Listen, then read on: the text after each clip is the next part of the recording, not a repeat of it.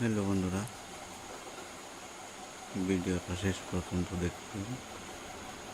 ভিডিওর শেষে একটা মজা আছে, তো মজাটা আপনাদেরকে দেখাবো। ভিডিওটা শেষ পর্যন্তই দেখবেন প্লিজ।